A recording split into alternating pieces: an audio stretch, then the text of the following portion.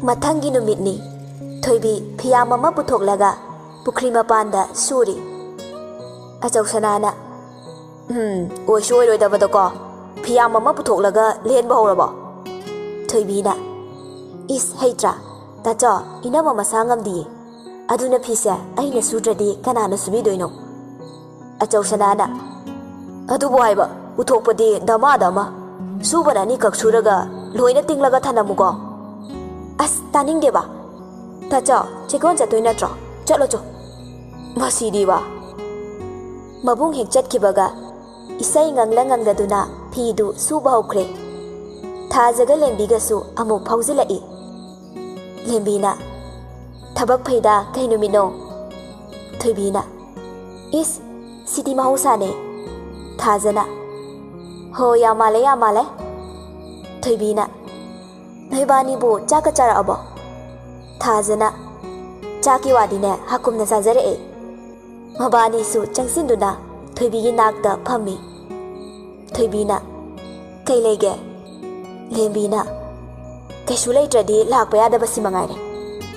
thoibina adugi nateda sumhangbai wani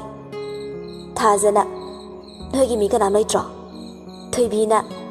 tachoga pabungadi chekonda image namagana doctor da lembina noi namagisa karam kanda ta dujano thoibina mathang thani kaino thajana ado thoibe lembi bani na laise nangonda pawm tamgena lakpane thoibi phi suna suna khumlai kai pawno mamai dudi non khalakte thajaga lembiga do michi khatnaraga thajana haidei nangna ngarang yamungan bado hotel da masam phoiram badagine madi yami kaira male thoibina haima adu kai dorage phupam thokpane aigido lembina nangna pamdrasu nuksidrasu ne phajana haiba yayi midi nang nuksibai haijaine nangna yaningdrasu ne thina chaibi bado ma yam nungai taba male yamungdo wakhan yam khanjinba male ngaraksu mathwai yam nungai khidabane thoibi khon galapna adu boi ke do haino ba kapu haira aidine supam he pamde wa loire thaja tapna thoibi nangi thamoise angakpani nungna sabaga chaphe manaye thoibina karini sano noyani na chara la isibo phajana leline lembina nangna thina chaibibaga ngarang nangna samphoirambaga yamungdo ikai mandana nangbusu amu udanaba nangna sunungai janaba mathanta sijage tawbo male yamungdo hu tha e thoibi ngakna ha asengbagiro lembi ngakna lekai wawa launare mina nangse phajana haibidre yamungdadi nang yam nuksijabane nangna hanure harido kaisu chahi yamba nati nang papuni ko thoibi pakhatna asengbagi hu thakpro haiba thajana thae thajadraga kanado nom hango lekai mi ayambane pause loi taraduna ne wawa launarabane thoibi peri tawduna khumlai hawjikti kaisu tawdi haibro lembina adudi khoi khangdi siba changba haibadudi isorna tambane lembigi wahai duda thoibi du pakhatpana kham thengle phi surambadu chaplebladuna wakhalamada manglaga lei aina maram oiraga mi amagi punsi manghandoraba aise yam phattaba mine chamchamda nuksi hairaga aina tawrisibu kaino karigumba dangan bana lekhidaba thoklabadi lekai mina aise phana ngangna biroiko thoibigi matawduda thajana hairei thoibe ka hena khanjiluno dangan bada kaisum tawdaba soisano thoibina ayam pakhale lembina masida thoknaba nangna tawri natro thoibina khoita chawai khoi ma oin taradi ai soidina phurani ayam pakhale thajana ngai khose ai moi mama na badai pawloge lembe nangi company na uraga kaptobo mobile do amta buthoro ta tompokta phone tora hangsiba madi loi khangamni lembina aingona number yaudi thajana number do ai khangi lembina nangdi kamai khanglami ba narol da haijilaga noi ani nai thatna leira thajana as ko chabi nangse wayam wangi ꯐꯣꯟꯗꯨ ꯄꯤꯔꯛꯑꯣꯀꯣ ꯂꯦꯝꯕꯤꯅ ꯃꯕꯨꯛꯇ ꯌꯦꯞꯂꯤꯕ ꯐꯣꯟꯗꯨ ꯂꯧꯊꯣꯛꯇꯨꯅ ꯊꯥꯖꯗ ꯄꯤꯔꯛꯏ ꯊꯥꯖꯅ ꯏꯕꯦꯝꯃ ꯀꯣꯠꯆꯥꯕꯤ ꯅꯪꯒꯤ ꯐꯣꯟꯁꯦ ꯌꯦꯡꯍꯩꯗ꯭ꯔꯦ ꯑꯩ ꯑꯣꯏꯔꯗꯤꯅꯦ ꯅꯍꯥꯟꯅ ꯃꯥꯡꯁꯪ ꯌꯧꯔꯅꯤ ꯂꯦꯝꯕꯤꯅ ꯑꯩꯕꯨꯗꯤ ꯐꯤꯕꯝ ꯁꯣꯛꯂꯁꯨ ꯑꯃꯕꯨ ꯄꯥꯏꯔꯤꯅꯦ ꯅꯪꯕꯨ ꯐꯣꯟ ꯑꯃꯒꯤ ꯃꯄꯨꯒ ꯑꯣꯏꯖꯕ ꯐꯪꯉꯕꯣ ꯊꯣꯏꯕꯤꯅ ꯃꯔꯛ ꯊꯠꯂꯒ ꯍꯥꯏꯔꯛꯏ ꯍꯤꯡꯆꯥꯕꯤ ꯅꯣꯏ ꯑꯅꯤꯒꯤ ꯃꯔꯩꯗꯣ ꯀꯣꯟꯅ ꯇꯧꯅꯔꯣꯕ ꯑꯩꯅ ꯁꯣꯝꯗ ꯃꯤꯍꯨꯜꯁꯦ ꯑꯀꯥ ꯑꯀꯨꯝ ꯇꯧꯔꯤ ꯍꯪꯗꯣ ꯑꯣꯏꯔꯗꯤ ꯁꯠ ꯁꯠ ꯍꯪꯉꯣꯕ ꯑꯅꯤꯗꯨ ꯋꯥ ꯃꯈꯥ ꯇꯥꯔꯨꯗ꯭ꯔꯦ ꯊꯥꯖꯅ ꯅꯝꯕꯔꯗꯨ ꯅꯝꯃꯒ ꯗꯥꯏꯜ ꯇꯧꯏ ꯑꯍꯥꯟꯕ ꯔꯤꯡ ꯆꯠꯄꯒ ꯄꯥꯏꯈꯠꯂꯛꯏ ꯊꯥꯖꯗꯨ ꯈꯔ ꯆꯠꯊꯣꯛꯑꯒ ꯋꯥꯔꯤ ꯁꯥꯏ ꯐꯣꯟꯗꯨꯗ ꯀꯔꯤ ꯀꯔꯤꯅꯣ ꯉꯥꯏꯍꯥꯛ ꯁꯥꯟꯅꯔꯒ ꯊꯝꯈ꯭ꯔꯦ ꯐꯣꯟꯗꯨ ꯊꯝꯈꯤꯕꯒ ꯊꯥꯖꯗꯨ ꯊꯣꯏꯕꯤꯒꯤ ꯃꯅꯥꯛꯇ ꯑꯃꯨꯛ ꯆꯪꯁꯤꯜꯂꯛꯏ ꯊꯣꯏꯕꯤꯅ ꯌꯥꯝ ꯈꯪꯅꯤꯡꯅ ꯍꯪꯂꯛꯄꯅꯤ ꯀꯩ ꯍꯥꯏꯔꯛꯏꯅꯣ ꯊꯥꯖꯅ ꯍꯧꯖꯤꯛꯄꯨꯗꯤ ꯀꯩꯁꯨ ꯇꯧꯗ꯭ꯔꯦ ꯍꯥꯏꯔꯛꯏ ꯊꯥꯖꯒꯤ ꯋꯥꯗꯨ ꯇꯥꯕꯗ ꯊꯣꯏꯕꯤꯗꯨ ꯁ꯭ꯋꯔ ꯃꯄꯤ ꯑꯃ ꯒ꯭ꯌꯥꯟ ꯇꯥꯅ ꯍꯣꯟꯗꯣꯛꯏ ꯂꯦꯝꯕꯤꯅ ꯂꯥꯏꯕꯛ ꯐꯗꯅ ꯍꯤꯡꯍꯧꯕꯒꯤ ꯐꯕꯅꯦ ꯀꯩꯒꯨꯝꯕ ꯐꯠꯇ ꯅꯨꯡꯗ ꯊꯣꯛꯂꯝꯃꯗꯤ ꯅꯪ ꯀꯝꯗꯧꯅꯤ ꯅꯪ ꯖꯦꯜ ꯆꯪꯉꯣꯏꯗ꯭ꯔꯣ ꯊꯣꯏꯕꯤ ꯀꯞꯉꯥꯡ ꯇꯧꯔꯛꯏ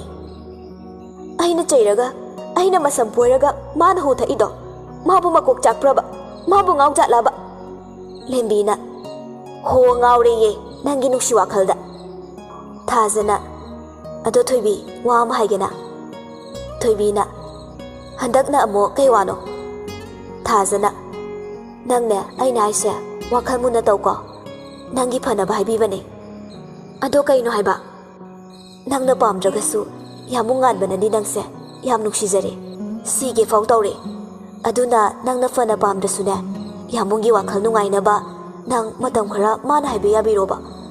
ꯅꯪꯅ ꯄꯥꯝꯖꯕ ꯑꯃ ꯍꯦꯛ ꯂꯥꯛꯄꯗꯅꯦ ꯊꯣꯛ ꯍꯨꯟꯗꯣꯛꯑꯃ ꯂꯣꯏꯔꯦ ꯊꯣꯏꯕꯤꯗꯨ ꯉꯛꯅ ꯑꯦ ꯂꯦꯝꯕꯤꯅ ꯅꯠꯇ꯭ꯔꯗꯤꯅꯦ ꯍꯟꯗꯛ ꯑꯃꯨꯛ ꯍꯨ ꯊꯛꯈ꯭ꯔꯗꯤ ꯀꯝꯗꯧꯅꯤ ꯅꯪꯒꯤ ꯃꯔꯝꯒꯤ ꯃꯤꯁꯤ ꯍꯥꯏꯔꯗꯤ ꯃꯤꯅ ꯅꯪ ꯅꯨꯡꯁꯤꯈꯤꯗ꯭ꯔꯣꯕ ꯊꯣꯏꯕꯤ ꯃꯀꯣꯛ ꯍꯣꯠꯂꯒ ꯑꯗꯨꯁꯨ ꯆꯨꯝꯃꯤꯅꯦ ꯂꯦꯝꯕꯤꯒ ꯊꯥꯖꯒ ꯆꯠꯅꯕ ꯍꯧꯒꯠꯂꯛꯂꯦ ꯊꯥꯖꯅ ꯑꯗꯨꯅꯤ ꯅꯪ ꯐꯖꯅ ꯈꯜꯍꯧꯔꯣꯀꯣ ꯑꯩꯈꯣꯏ ꯆꯠꯂꯒꯦ ꯍꯣꯔꯦꯟ ꯑꯃꯨꯛ ꯂꯥꯛꯑꯒꯦꯕ ꯊꯣꯏꯕꯤ ꯍꯣꯏ ꯃꯥꯏ ꯈꯨꯝꯂꯨꯗ꯭ꯔꯦ ꯇꯨꯃꯤꯟꯅ ꯐꯝꯗꯨꯅ ꯂꯩꯍꯧꯔꯦ ꯃꯈꯣꯏ ꯑꯅꯤ ꯅꯣꯛꯄ ꯈꯥꯡꯕꯗ ꯑꯋꯥꯕ ꯑꯣꯏꯔꯦ ꯊꯣꯏꯕꯤꯒꯤ ꯃꯇꯧꯗꯨ ꯎꯕꯗ ꯂꯦꯝꯕꯤꯅ ꯇꯁ ꯀꯝꯗꯧꯏ ꯄꯦꯜꯂꯦꯗꯅ ꯊꯥꯖꯅ ꯅꯝꯗꯅ ꯍꯦꯛ ꯀꯣꯏꯅꯍꯟꯁꯤ ꯅꯠꯇ꯭ꯔꯗꯤ ꯏꯕꯥꯅꯤ ꯄꯥꯄꯨꯅꯦꯕ ꯃꯈꯣꯏ ꯑꯅꯤ ꯅꯣꯛ ꯅꯣꯛꯇꯅ ꯋꯥꯔꯤ ꯁꯥꯔꯒ ꯂꯥꯛꯏ ꯂꯝꯕꯤꯗ ꯌꯥꯛꯄ ꯍꯣꯏꯒꯤ ꯀꯥꯡꯕꯨ ꯑꯃꯨꯛ ꯊꯦꯡꯅꯔꯦ ꯋꯥꯔꯤ ꯅꯨꯡꯉꯥꯏꯔꯤꯉꯩ ꯃꯈꯣꯏ ꯂꯩꯕꯗꯨ ꯎꯔꯨꯗ꯭ꯔꯦ ꯀꯦꯕꯅ ꯂꯦꯝꯕꯤ ꯃꯈꯣꯏ ꯑꯅꯤ ꯀꯦꯕꯗ ꯌꯦꯡꯂꯛꯏ ꯂꯦꯝꯕꯤ ꯇꯞꯅ ꯑꯁ ꯑꯁꯤ ꯑꯃꯨꯛ ꯊꯦꯡꯅꯔꯦꯅꯦ ꯊꯥꯖꯅ ꯌꯥꯗ꯭ꯔꯦꯅ ꯐꯖꯅ ꯍꯥꯏꯈꯨꯑꯣ ꯂꯦꯝꯕꯤꯅ ꯍꯣꯏ ꯇꯥꯀꯦꯕ ꯀꯩ ꯍꯥꯏꯒꯦ ꯀꯦꯕ ꯂꯦꯝꯕꯤ ꯑꯃꯗꯤ ꯊꯥꯖꯒꯤ ꯃꯅꯥꯛꯇ ꯆꯦꯟꯁꯤꯜꯂꯛꯏ ꯑꯗꯨꯒ ꯍꯥꯏꯔꯛꯏ ꯉꯔꯥꯡꯒꯤ ꯋꯥꯐꯝꯗꯣ ꯀꯃꯥꯏ ꯇꯧꯔꯒꯦ ꯍꯥꯏꯔꯕ ꯅꯠꯇ꯭ꯔꯣ ꯂꯦꯝꯕꯤꯅ ꯍꯥꯏꯔꯦ ꯑꯗꯣ ꯌꯥꯗꯦꯗ ꯇꯥꯀꯦꯕ ꯀꯦꯕꯅ ꯑꯦ ꯑꯗꯨꯗꯤ ꯌꯥꯔꯣꯏꯗ ꯃꯥꯅ ꯑꯩꯈꯣꯏ ꯏꯇꯥꯎꯁꯤꯗ ꯂꯩꯖꯕꯗꯤꯅꯦ ꯃꯔꯥꯏꯕꯛ ꯐꯔ ꯄꯣꯠꯅꯤ ꯁꯦꯜ ꯄꯥꯏꯈ꯭ꯔꯕ ꯏꯃꯨꯡꯒꯤ ꯃꯆꯥꯅꯤ ꯃꯊꯟꯇꯁꯨ ꯄꯣꯛꯂꯤꯕ ꯁꯤꯒꯨꯝꯕ ꯅꯨꯄꯥꯗ ꯃꯌꯨꯝ ꯄꯥꯟꯒꯦꯗꯤ ꯍꯥꯏꯗꯅ ꯃꯥꯅ ꯈꯜꯂꯤꯗꯨꯕꯨ ꯀꯩꯅꯣꯕ ꯊꯥꯖꯅ ꯇꯥꯀꯦꯕꯅꯁꯨ ꯍꯦꯟꯅ ꯈꯪꯂꯝꯒꯅꯤꯌꯦ ꯊꯣꯏꯕꯤꯗꯤ ꯏꯆꯝ ꯆꯝꯖꯕꯤꯅꯦ ꯃꯥꯗꯤ ꯑꯔꯪ ꯑꯔꯥꯛꯀꯤ ꯄꯨꯟꯁꯤꯗ ꯀꯩꯁꯨ ꯃꯤꯇꯥꯒꯗꯕ ꯅꯨꯄꯤ ꯅꯠꯇꯤꯌꯦ ꯃꯥꯅ ꯌꯥꯅꯤꯡꯗ꯭ꯔꯦ ꯄꯥꯝꯗ꯭ꯔꯦ ꯍꯥꯏꯕ ꯊꯕꯛꯇꯨꯗꯤꯅꯦ ꯀꯩꯗꯧꯉꯩꯗꯁꯨ ꯑꯩꯈꯣꯏꯅ ꯊꯦꯝꯕ ꯉꯝꯂꯣꯏꯌꯦ ꯀꯦꯕ ꯅꯣꯛꯂꯒ ꯉꯥꯏꯈꯣꯗ ꯁꯦ ꯅꯕꯨꯡ ꯋꯥ ꯍꯥꯏꯒꯦ ꯅꯣꯏ ꯑꯅꯤꯅ ꯊꯣꯏꯕꯤꯁꯦ ꯌꯥꯅꯕ ꯈꯔ ꯁꯤꯜꯂꯣꯕ ꯃꯥꯅ ꯀꯔꯤꯒꯨꯝꯕ ꯍꯦꯛ ꯌꯥꯔꯛꯂꯕ ꯑꯩꯈꯣꯏ ꯏꯇꯥꯎꯁꯤꯅꯅꯦ ꯅꯈꯣꯏ ꯑꯅꯤꯒꯤꯁꯨ ꯑꯋꯥꯃꯜ ꯃꯇꯤꯛ ꯆꯥꯅ ꯁꯣꯏꯗꯅ ꯇꯧꯔꯛꯀꯅꯦꯕ ꯋꯥ ꯈꯪꯈ꯭ꯔꯕ ꯏꯇꯥꯎꯅꯤ ꯂꯦꯝꯕꯤꯅ ꯇꯥꯀꯦꯕ ꯑꯩꯈꯣꯏꯅꯗꯤ ꯇꯥꯀꯦꯕ ꯍꯣꯏꯕꯨ ꯂꯩꯀꯥꯏꯒꯤ ꯏꯕꯨꯡꯅꯦꯅ ꯊꯥꯛ ꯋꯥꯡꯅ ꯈꯟꯖꯗꯨꯅ ꯏꯀꯥꯏ ꯈꯨꯝꯅꯖꯕꯅꯦ ꯑꯗꯨꯒ ꯇꯥꯀꯦꯕꯗꯤ ꯃꯑꯣꯡ ꯑꯃ ꯇꯧꯏꯅ ꯂꯩꯀꯥꯏꯒꯤ ꯅꯆꯜ ꯅꯆꯦꯗ ꯀꯔꯤ ꯀꯔꯝꯕ ꯋꯥꯉꯥꯡ ꯁꯉꯥꯡ ꯉꯥꯡꯅꯤ ꯍꯥꯏꯕꯗꯣ ꯈꯪꯕꯤꯗ꯭ꯔ ꯃꯥꯜꯂꯦ ꯅꯣꯏ ꯅꯇꯥꯎꯁꯦ ꯐꯔꯝꯕ ꯌꯥꯏ ꯑꯗꯨꯕꯨ ꯊꯣꯏꯕꯤꯗꯤ ꯇꯣꯛꯈ꯭ꯔꯣ ꯑꯩꯈꯣꯏ ꯐꯥꯎ ꯃꯁꯛꯁꯦ ꯍꯩꯅꯗꯤꯌꯦ ꯁꯦꯜ ꯄꯥꯏꯔꯁꯨ ꯅꯥꯇꯩ ꯆꯥꯕ ꯃꯤꯗꯤ ꯃꯥꯟꯗꯤꯌꯦ ꯑꯗꯨꯒ ꯁꯤꯃꯁꯨ ꯈꯪꯖꯟꯕꯤꯌꯣ ꯑꯋꯥꯃꯟ ꯂꯧꯔꯒ ꯊꯕꯛ ꯇꯧꯕ ꯃꯤꯗꯨꯕꯨꯅꯦ ꯃꯌꯥꯝꯅ ꯃꯤꯅꯥꯏ ꯍꯥꯏꯔꯤꯁꯦ ꯑꯋꯥꯃꯟ ꯂꯧꯗꯅ ꯊꯕꯛ ꯇꯧꯕꯗꯨꯅꯅꯦ ꯃꯇꯦꯡ ꯄꯥꯡꯕ ꯀꯧꯏ ꯊꯥꯖ ꯏꯕꯥꯅꯤ ꯅꯈꯣꯏ ꯑꯅꯤꯒꯤ ꯃꯤꯅꯥꯏ ꯅꯠꯇꯤꯌꯦ aduga mateng pangbibasu ngamloi akhoi bu warongno asi hairamlaga makhoi ani praprak chatkhre keba maya kumduna leihore nupi macha ani duna hairamliba wadu ma chamna khanba ngamde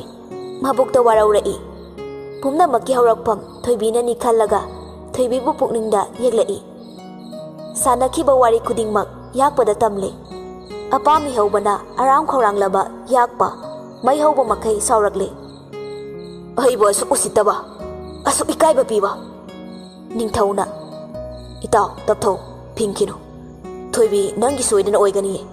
wahang ama hanglurabanina pakhungarubane yaraktrabanina yadabai thabak thauba taredana yakpana ai mabu pathadat pari pamui matam kharadi ma leisa tamkisano adubu noi anina takpadi lepkano haijare mati karigumba mangak haigalaglabadi mangak to thude kadabane karigumba aina mabu maning tamna leisa tamhalingai aina haiba yarabadi magi marai buk phabane natrabadi ma aigi khutagi chanfam leiroi aise yakpani yakpa ngasi fawbada aina lahi thakke khankiba lairang amata lahi thaktana tokhidre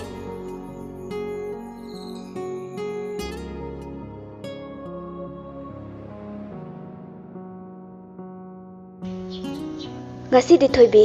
masadu ihei hainingdabagum tawi wakhalsu itaw tawre pukningsu langtaknabana pik thalli machi machi ungduna laikre ayukta mabungna hairambadumak tawre sugani na puthokpa phina kongaini ama ani suraga loina tingsilaga leire nungthilgi matamni famungda hiplaga wakhal kaya amani thoibina khallibasi aise hanubaduga nushinadoraba aidi mase sunung he nushideba aduga kamai nushinadoinoba aina mu thina chairagana hu thakradi kamai doba aina sukya yabidrena masi dokhradi aina halinena yumse mina thudik pirani ima hoi su phurani aisu jel changlani as aidi mathayam saida wakhal mayamdu khallingai mamana kauribadu tasillude thoinuna khon kalapna haima ngasairagi aina kaurisi tadro ha nangbu tadraba thoibi khangpre khangi hiplambadu khalamba wakhaldu pumchai chaire thoibi saurapna kaino ima khangi thoinuna aina ngasaidagi kaurise tadro nangbo taradine ai sukhum loidro tadabaini khumdrido kayadano machin si yengune hai lau hauzik ne tumsinba matam nate aigise tumliba nati wakhal khalliba ne nangdi kari wakhal khalliba ha kari wakhal khallino ba ho yam luba wakhal ne chalo ai wakhal khita khalau khigeba mathayam saiba lebi hoi da chatlu law ne koli hawai loge hairambani he haibane amda lawsilu cho ai ne maroi singse mapuna mukta sadok lamge yet kripone ngasidine aina wakhal ngaktang khanbasida phuk hawalaga perpek thokre masidi ba sumlakpada thoibi nganbagi thongan mapa yauragle tabdi chatlaga getlomda mangakadu cheptharaga haifet yengi kaino aigi ngaksina somda laithokhrisiba mihungase chonge ngasidi moi thongan mapase yobada ngayak leplaga thoibi cheptha yengi kana unaba kana yenglino di khangde leplingai lembi thaza tongpuk amadi pari laklami thoibigi mataudu laptakna yenglaga noi lembina huranbe nang migi konthong sida kaidawrino as khanghe hingcha bisidi tongpokna thoibe kana yengino kana su yengdeda ta tongpa noina ba pangpha de hek phabi thazana tangnuda akhoi loi khangjani ko thoibina as ken tawde me mi aidi lembi hoida lakchabane ko lehawai loba lembina ho aina pujarak labado thoibina chasila odudi mamai sat laithok laga thoibi chatpa howi matanta su sole as ngasidi chopam nida ꯂꯦꯝꯕꯤꯅ ꯉꯥꯏꯈꯣꯅꯦ ꯅꯪꯕꯣ ꯊꯥꯖꯅ ꯇꯥꯇꯣꯝꯄꯣ ꯇꯥ ꯄꯥꯔꯤ ꯑꯩꯈꯣꯏ ꯆꯠꯂꯒꯦ plan success ꯑꯣꯏꯔꯦ ꯍꯌꯦꯡꯗꯤ ꯁꯣꯏꯗꯅ date ꯇꯧꯍꯜꯂꯁꯦ ꯑꯩꯈꯣꯏ ꯍꯥꯏꯔꯨꯈꯤꯒꯦ ꯄꯥꯔꯤꯅ ꯌꯥꯕꯒ ꯄꯥꯎ ꯍꯥꯏꯔꯛꯑꯣ ꯊꯥꯖꯅ ꯍꯣꯏ ꯑꯁꯨꯝꯅ ꯅꯨꯃꯤꯠꯇꯨ ꯍꯧꯈ꯭ꯔꯦ ꯃꯊꯪꯒꯤ ꯅꯨꯃꯤꯠꯇ ꯉꯥꯟꯕ ꯑꯃꯗꯤ ꯊꯣꯏꯕꯤ ꯎꯅꯅꯕ ꯁꯤꯜꯂꯦ ꯂꯦꯝꯕꯤ ꯑꯃꯗꯤ ꯊꯥꯖꯅ ꯊꯣꯏꯕꯤꯕꯨ ꯍꯧꯕ ꯂꯥꯛꯏ ꯊꯥꯖꯅ ꯂꯣꯏꯗ꯭ꯔꯤꯕꯣ ꯍꯧꯖꯤꯛꯐꯥꯎ ꯂꯣꯏꯔꯦ ꯑꯁ ꯑꯩꯗꯤ ꯄꯥꯈꯠꯄꯅ ꯂꯣꯏꯔꯦꯃꯤ ꯀꯔꯤ ꯇꯧꯕꯩ ꯄꯥꯈꯠꯂꯤꯅꯣ ꯅꯪꯅꯃꯣ ꯉꯥꯟꯕ ꯎꯅꯤ ꯈꯟꯕꯗ ꯄꯥꯈꯠꯂꯤꯅꯦ ꯅꯪꯅ ꯊꯤꯅ ꯊꯤꯅ ꯆꯩꯕꯤꯕꯗꯣ ꯃꯤ ꯎꯅꯤ ꯈꯜꯂꯒ ꯅꯪꯅ ꯄꯥꯈꯠꯂꯤꯅ ꯀꯩꯒꯤ ꯑꯁ ꯈꯪꯗꯤꯌꯦ ꯑꯩꯁꯨ ꯄꯪꯄꯥꯗ ꯄꯥꯈꯠꯂꯦ ꯃꯤꯍꯨꯜꯁꯦ ꯅꯍꯥꯟꯈꯩꯒ ꯃꯥꯟꯅꯗꯦꯕ ꯑꯩꯕꯨ ꯃꯤꯍꯨꯜꯁꯦ ꯌꯥꯗ꯭ꯔꯦꯃꯤ ꯍꯣ ꯄꯛꯇ꯭ꯔꯦ ꯂꯥꯛꯑꯣ ꯆꯠꯂꯁꯤ ꯉꯥꯏꯈꯣ ꯑꯩ ꯏꯅꯝꯃꯗ ꯍꯥꯏꯔꯝꯈꯤꯒꯦ ꯀꯔꯤ ꯍꯥꯏꯅ ꯍꯥꯏꯔꯝꯗꯣꯏꯕ ꯉꯥꯟꯕ ꯎꯅꯔꯣꯏꯗꯣꯏꯅꯦꯅ ꯍꯥꯏꯔꯝꯗꯣꯏꯅꯦ ꯂꯣꯏꯔꯦꯍꯦ ꯊꯥꯖꯅ ꯏꯕꯦꯝꯃ ꯅꯪꯅ ꯊꯣꯛꯄ ꯇꯧꯔꯣꯍꯦ ꯊꯣꯏꯕꯤ ꯃꯅꯝꯃꯗ ꯍꯥꯏꯔꯝꯂꯒ ꯉꯥꯟꯕ ꯍꯣꯏꯒ ꯊꯦꯡꯅꯁꯤ ꯍꯥꯏꯅꯈꯤꯕ ꯃꯐꯝꯗꯨꯗ ꯂꯥꯛꯂꯦ ꯊꯥꯖꯅ ꯅꯍꯥꯟꯈꯩꯗꯧꯅ ꯅꯪ ꯅꯥꯇ꯭ꯔꯪ ꯆꯨꯕꯗꯣ ꯌꯥꯗ꯭ꯔꯦꯀꯣ ꯉꯁꯤꯗꯤ ꯈꯔ ꯂꯤꯔꯤ ꯈꯣꯏꯔꯤꯌꯣ ꯃꯤ ꯌꯥꯝꯕꯨꯡꯗꯣ ꯃꯊ꯭ꯋꯥꯏ ꯌꯥꯝ ꯅꯨꯡꯉꯥꯏꯇ꯭ꯔꯕꯅꯦ ꯊꯣꯏꯕꯤꯅ ꯑꯗꯣ ꯀꯔꯤ ꯋꯥꯔꯤꯅꯣꯕ ꯁꯥꯟꯅꯗꯣꯏꯁꯦ ꯂꯦꯝꯕꯤꯅ ꯑꯗꯨꯕꯨ ꯑꯩꯈꯣꯏꯅ ꯇꯥꯈꯤꯗ꯭ꯔꯣ ꯊꯣꯏꯕꯤꯅ ꯑꯩꯗꯤ ꯀꯩ ꯍꯥꯏꯗꯣꯏꯅꯣꯁꯨ ꯈꯪꯗꯦ ꯑꯗꯨꯝ ꯂꯦꯞ ꯂꯩꯒꯗ꯭ꯔꯕ ꯍꯣ ꯌꯥꯝꯕꯨꯡꯅ ꯍꯥꯏꯕꯗꯣ ꯑꯩ ꯌꯥꯖꯔꯦ ꯑꯩꯅ ꯃꯇꯝ ꯈꯔ ꯌꯥꯝꯕꯨꯡꯕꯨ ꯋꯥꯍꯜꯂꯦ ꯉꯁꯤꯗꯒꯤ ꯋꯥꯍꯜꯂꯔꯣꯏ ꯑꯩꯕꯨ ꯉꯥꯛꯄꯤꯌꯣꯅ ꯍꯥꯏꯖꯤꯜꯂꯣ ꯑꯁ ꯕꯥꯜꯂꯣꯍꯦ ꯐꯤल्मꯒꯤ ꯋꯥꯔꯤꯒ ꯃꯥꯜꯂꯗ꯭ꯔꯣ ꯃꯤꯅ ꯍꯥꯏꯔꯒ ꯐꯥꯒꯤꯒ ꯇꯥꯍꯜꯂꯤꯅꯦ ꯌꯦꯡꯁꯤꯗꯤ ꯇꯞꯂꯤ ꯇꯞꯂꯤ ꯆꯪꯉꯛꯇꯨꯅ ꯉꯥꯟꯕ ꯍꯣꯏꯅ ꯂꯩꯔꯤꯕ ꯃꯐꯝꯗꯨ ꯌꯧꯔꯦ ꯇꯣꯝꯄꯣꯛꯅ ꯊꯥꯖ ꯂꯦꯝꯕꯤ ꯑꯩꯈꯣꯏꯕꯨ ꯂꯩꯈꯤꯗ꯭ꯔꯣ ꯑꯁ꯭ꯋꯥꯏꯗ ꯐꯝꯂꯨꯁꯤꯔꯣ ꯊꯥꯖꯅ ꯇꯥꯇꯣꯝꯄꯣꯛ ꯌꯥꯏꯌꯦ ꯃꯈꯣꯏ ꯃꯔꯤꯗꯨ ꯂꯥꯞꯇꯛꯅ ꯆꯠꯊꯣꯛꯂꯒ ꯐꯝꯈ꯭ꯔꯦ ꯊꯣꯏꯕꯤꯗꯤ ꯉꯁꯤꯗꯤ ꯃꯍꯧꯁꯥꯒꯨꯝ ꯉꯥꯟꯕ ꯎꯕꯗ ꯁꯧ ꯁꯧ ꯇꯧꯕꯗꯨ ꯇꯧꯗ꯭ꯔꯦ ꯇꯨꯃꯤꯟꯅ ꯂꯦꯞꯇꯨꯅ ꯃꯃꯥꯏꯗꯨꯁꯨ ꯅꯣꯟꯈꯠꯈꯤꯕꯗꯒꯤ ꯅꯣꯟꯈꯠꯂꯛꯇꯦ ꯃꯐꯝ ꯆꯥꯕ ꯑꯃ ꯌꯦꯡꯂꯒ ꯉꯥꯟꯕ ꯇꯞꯅ ꯐꯝꯊꯩ ꯉꯥꯟꯕꯅ ꯐꯝꯃꯨꯗꯅ ꯍꯥ ꯍꯣꯏ ꯊꯣꯏꯕꯤ ꯇꯞꯅ ꯉꯥꯟꯕꯒꯤ ꯅꯥꯀꯟꯗ ꯐꯝꯊꯩ ꯀꯔꯤ ꯃꯊꯦꯜ ꯆꯥꯔꯛꯀꯦ ꯊꯣꯏꯕꯤ ꯌꯥꯝ ꯐꯤꯡꯅ ꯀꯣꯕꯤ ꯊꯣꯡꯕ ꯉꯥꯟꯕ ꯅꯣꯛꯂꯒ ꯀꯩꯅꯣ ꯄꯥꯈꯠꯂꯤꯗꯨꯕꯣ ꯀꯩꯒꯤꯅꯣ ꯈꯪꯗꯤꯌꯦ ꯉꯁꯤꯗꯤ ꯄꯪꯄꯥꯗ ꯄꯥꯈꯠꯂꯤꯕꯣ ꯉꯥꯟꯕꯅ ꯀꯩꯒꯤ ꯄꯥꯈꯠꯂꯤꯅꯣ ꯈꯪꯗꯦꯃꯤ ꯀꯔꯤꯒꯤꯅꯣꯕ ꯄꯪꯄꯥꯗ ꯄꯥꯈꯠꯂꯤꯕ ꯑꯗꯣ ꯉꯁꯤꯗꯤ ꯑꯩꯅ ꯋꯥꯔꯤ ꯁꯥꯕꯗ ꯁꯥꯎꯔꯔꯣꯏꯗ꯭ꯔꯣ ꯁꯥꯎꯔꯔꯣꯏ ꯁꯦꯡꯉꯕꯣ ꯍꯣꯏꯃꯤ ꯁꯝꯁꯨ ꯐꯣꯏꯔꯔꯣꯏꯗ꯭ꯔꯣ ꯑꯁ ꯐꯣꯏꯔꯔꯣꯏꯕ ꯉꯥꯟꯕ ꯑꯩꯕꯨ ꯁꯨꯝ ꯏꯀꯥꯏꯕ ꯄꯤꯔꯅꯨꯕ ꯑꯩꯈꯣꯏꯁꯦ ꯁꯅꯥꯅꯦ ꯌꯥꯝꯕꯨꯡ ꯀꯧꯋꯣ ꯑꯁ ꯍꯩꯅꯔꯣꯏꯗ ꯁꯨꯝ ꯀꯧꯈ꯭ꯔꯕꯗꯨꯕꯣ ꯀꯧꯔꯀꯥꯟꯗ ꯍꯩꯅꯗꯣꯏꯅꯦ ꯑꯗꯣ ꯇꯜꯂꯦꯕ ꯇꯟꯒꯅꯣ ꯀꯧꯔꯛꯑꯣ ꯍꯥꯏꯕ ꯊꯣꯏꯕꯤ ꯂꯥꯎꯈꯠꯂꯛꯏ ꯃꯤꯅ ꯇꯜꯂꯤ ꯍꯥꯏꯔꯒ ꯚꯥꯞ ꯑꯣꯏꯔꯨꯗꯕꯅ ꯂꯥꯎꯊꯣꯛꯂꯨꯔꯒ ꯒ꯭ꯌꯥꯟ ꯈꯪꯇꯥ ꯇꯥꯔꯛꯏ